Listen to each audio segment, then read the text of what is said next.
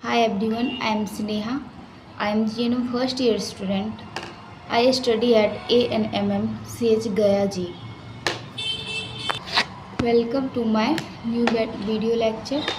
आज मैं आपको बिहार पारा मेडिकल 2026 में आने वाले हिंदी का कुछ मोस्ट इम्पॉर्टेंट टॉपिक क्लियर करूँगी और मैं आज आपको जो टॉपिक बताने जा रही हूँ उससे 100% में 99% चांस है कि उससे एक दो क्वेश्चन आपका मिलेगा ही मिलेगा। तो आप लोग हमारे वीडियो में बने रहें और अगर आपको हमारा वीडियो अच्छा लगता है तो लाइक कमेंट और सब्सक्राइब करें। तो चलिए चलते हैं वीडियो की ओर।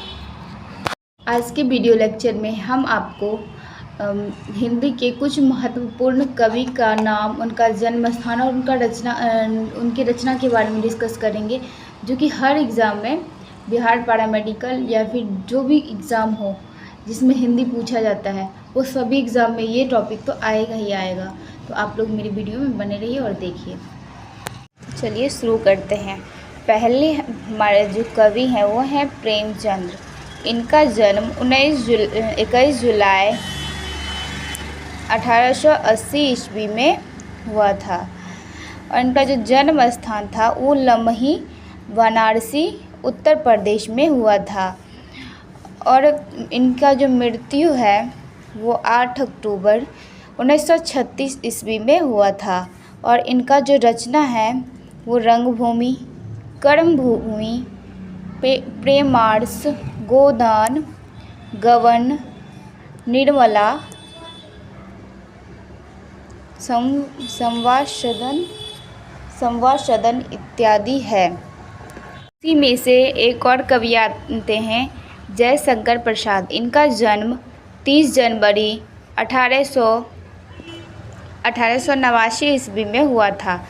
जन्म स्थल की बात करें तो ये बनारसी उत्तर प्रदेश में हुआ था और इनका जो मृत्यु है वो 15 नवंबर 1937 ईस्वी में हुआ था और इनकी रचना तितली, इरावती, कंकाल, आकाशद्वीप, कायामनी, आंसू कानक, कुसुम, झरना ये सब था। अब आते हैं नेक्स्ट कवि के बारे में, वो हमारे हैं कबीर। इनका जन्म स्थल ही उत्तर प्रदेश था और मृत्यु भी इनका उत्तर प्रदेश में ही हुआ था और रचना जो है इनकी साखी, शबद, रामायणी, बीजक, सुख, निबंध, होली, आगम, बसंत था। और नेक्स्ट जो हमारे कवि हैं वो सुमित्रानंद पंत थे। इनका जो जन्म हुआ था वो 20 मई 1900 ईस्वी में हुआ था और जन्म स्थल कौशानी, उत्तर प्रदेश पश्चिम प्रांत में हुआ था और मृत्यु 28 दिसंबर 1977 ईस्वी में हुआ था। रचना की बात करें तो रचना गुंजन, चितवरा, वीणा, ग्राम्या, स्वर्णधुली, युगवानी थी। अब आते हैं मैथिली शरण गुप्त। इनका जन्म 3 अगस्त 1886 ईस्वी में हुआ था और इनका जन्म स्थल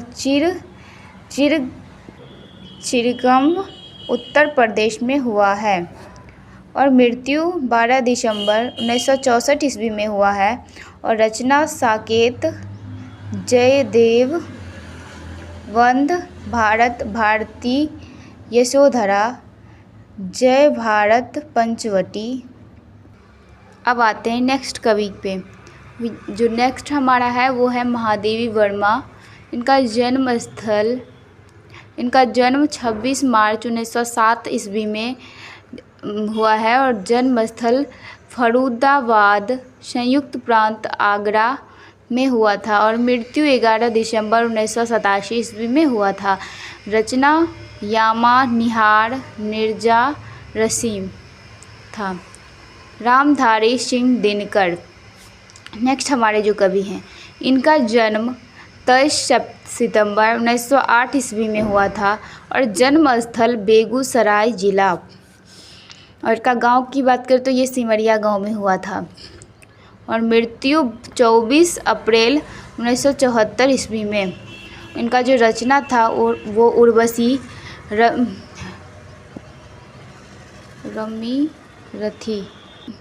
रमीरथी, कुरुक्षेत्र, हुंकार, रेणुका, संस्कृति के 4 अध्याय।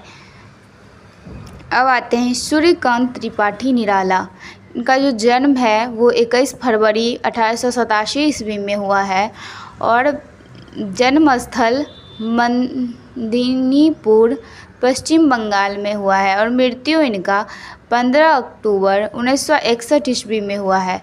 और रचना अलका, कुकुरमुत्ता, अनामिका, कुल्ली भाट, काले कारनामे, तिल्ली, परिमल, गीतिका, जूही की कली। से एक और कवि आते हैं सुभद्रा कुमारी चौहान। इनका जन्म 16 अगस्त 1904 ईस्वी में हुआ था और जन्म स्थल की बात करें तो इलाहाबाद में हुआ था और इनकी जो मृत्यु है वह 15 फरवरी 1948 ईस्वी में हुआ था। और रचना की बात करें तो और इनका जो रचना था वो त्रिधारी, झांसी की रानी थी। और फिर इन्हीं कवि में से एक और बहुत ही ज़्यादा इम्पॉर्टेंट कवि जो आते हैं वो है हमारे भारतेंदु हरिश्चंद्र। इनका जन्म 9 सितंबर 1850 ईस्वी में हुआ था और जन्म स्थल की बात करें तो इनका जन्म स्थल जो है वह बनारसी का उत्तर प्रदेश में हुआ था और मृत्यु जो है इनकी 6 जनवरी 1885 ईस्वी में हुआ था। और रचना जो है इनकी प्रेम फुलवारी सॉरी ये गलती हो गया, 2 बार लिखा गया। प्रेम सरोवर, वर्षा विनोद, प्रेमाश्रु, वर्णन, प्रेम तरंग। और इन्हीं सब में से एक और इम्पॉर्टेंट कवि जो हमारे आते हैं वो है सूरदास। इनका जन्म स्थल हरियाणा में हुआ। इनका जो जन्म स्थल है वह हरियाणा है और इनका जो जन्म था वह 1478 ईस्वी में हुआ था और इनकी मृत्यु 1583 ईस्वी में हुई थी। और रचनाएं जो है इनकी वह सूरसागर, सुर सरावली, पंचीसी है। अब हमारे दूसरे जो कवि आते हैं केशव दास। इनका जन्म 1555 ईस्वी में हुआ था और जन्म स्थल की बात करें तो वो ओरछा में हुआ था और मृत्यु जो इनकी 1617 ईस्वी में हुई थी। और रचना जो है इनकी रसिक प्रिया, कवि प्रिया, विज्ञान गीता था। और उन्हीं में से एक और हमारे जो महत्वपूर्ण कवि आते हैं वो है बिहारी। इनका जो जन्म है वो 1603 ईस्वी में हुआ था और जन्म स्थल वसुआ, ग्वालियर में हुआ था और इनकी मृत्यु 1663 ईस्वी में हुई थी। इनकी रचना सतसाई थी। और एक और जो हमारे कवि आते हैं वो हैं रसखान। ये बहुत ही ज़्यादा प्रचलित कवि हैं और इनके बारे में अधिकतर एग्ज़ाम में पूछा जाता है और इनके बारे में पूछे जाने का चांस बहुत ही ज़्यादा है। तो इनका जन्म स्थल जो है इनका जन्म 1573 ईस्वी में हुआ था और जन्म स्थल काबुल और मृत्यु जो है इनका 1618 ईस्वी में हुआ था। और इनकी रचना की बात करें तो वो प्रेम वाटिका, दान लीला था। और हमारे फिर दूसरे एक कवि आते हैं वह राम वृक्ष वेणीपुरी। हमारे जो एक बहुत ही ज़्यादा महत्वपूर्ण कवि आते हैं वह राम वृक्ष वेणीपुरी और इनका जो जन्म है वह 1899 ईस्वी में हुआ था और जन्म स्थल की बात करें तो वो मुजफ्फरपुर था और इनकी मृत्यु 1968 ईस्वी में हुआ था।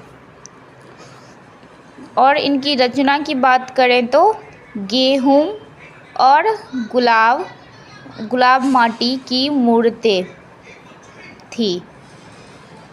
और इन्हीं में से एक और हमारे जो कवि आते हैं वह है हजारी प्रसाद द्विवेदी। इनका जो जन्म का बात करें तो 19 अगस्त 1907 ईस्वी में हुआ था और जन्म स्थल छपरा था।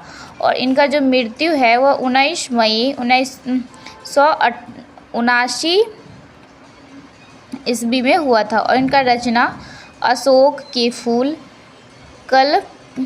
कलपतला, पूर्णनेवा था।